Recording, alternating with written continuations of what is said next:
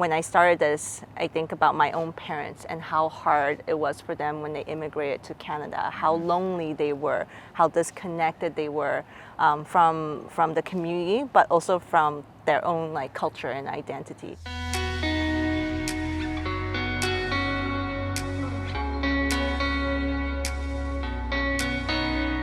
My name is Trixie Ling. I'm the founder and executive director of Flavours of Hope.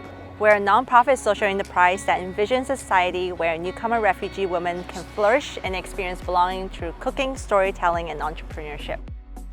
A lot of my background kind of helped me prepare for where I am today. So I've worked mostly in the nonprofit world. I work with a number of like immigrant refugee women and helping them to navigate through very complex systems, right? There's things I can get them mental health services, I can get them trying to find a job, but I think I found that community and friendship was really, really hard to actually like, how do you feel that sense of belonging is when you want to be able to build a community?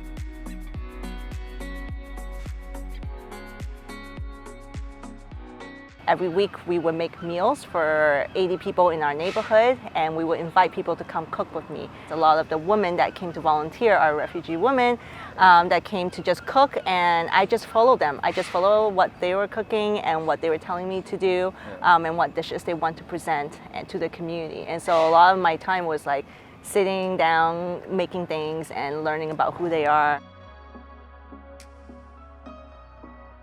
I started making Mexican food, trying to keep the original recipes. I wanted to keep my roots. I wanted to nourish my family with the food I grew up with the food that I was nourished with. And for me, it's also important to tell the world we are not only tacos and enchiladas. So that's why I started preparing these other dishes. It's hawashi and koshari. It's our special in our family. Yeah, I'm from Egypt, especially from Alexandria.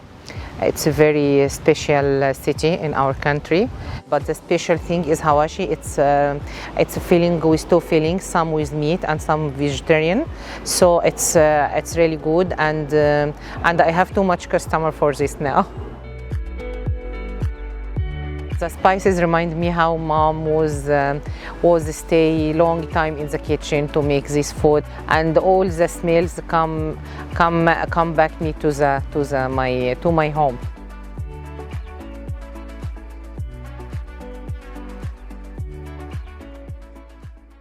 Angelica, she's actually really incredible because her and her family came during COVID. She brought her son to one of our food and art, coffee and art events outside on the patio, and there she really just shared her story with us. I feel like when I see Angelica when she's baking, that's when she knows who she is. I feel like that's the light and that's the hope in the dark times.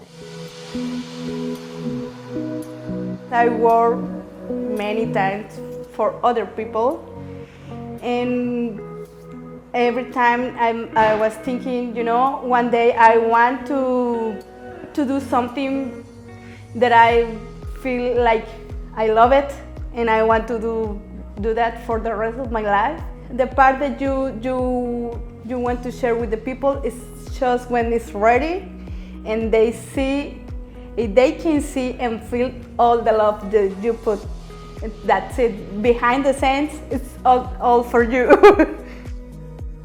Many of them that we work with are really resilient, they're strong, they're courageous, and that even though they face all these challenges, they are able to rise above the trauma, the adversity, the displacement, all the things that I've seen in my own family, but I want to not just have that as a dominant narrative. I think that's my own personal desire and hope when I started Flavours of Hope.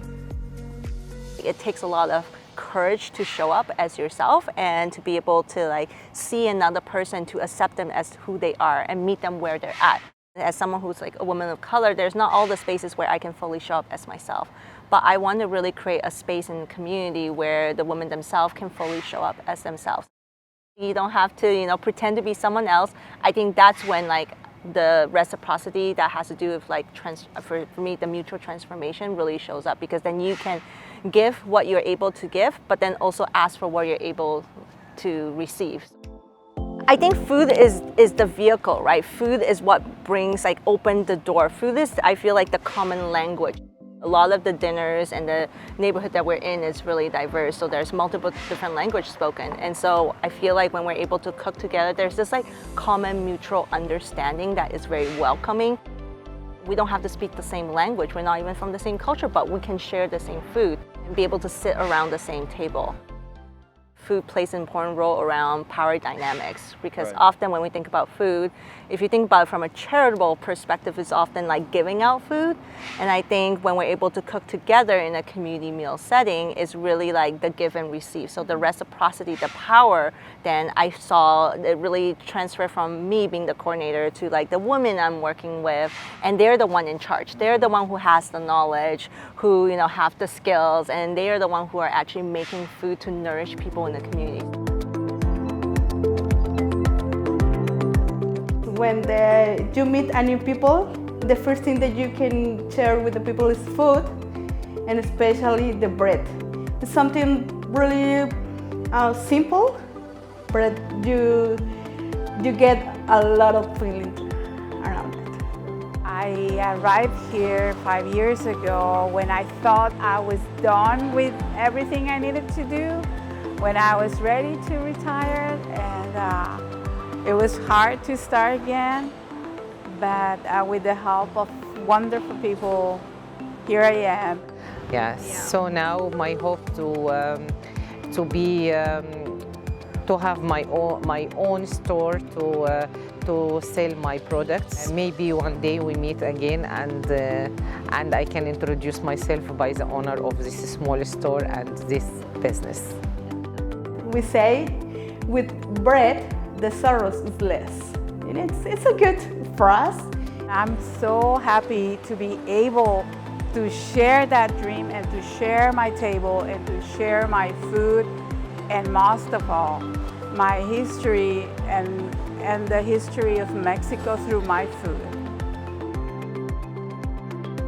Through cooking and food, that's where I think I see a lot of the hopeful signs and the bright lights, is when we eat together around the table, and we're sharing food and we're sharing who we are.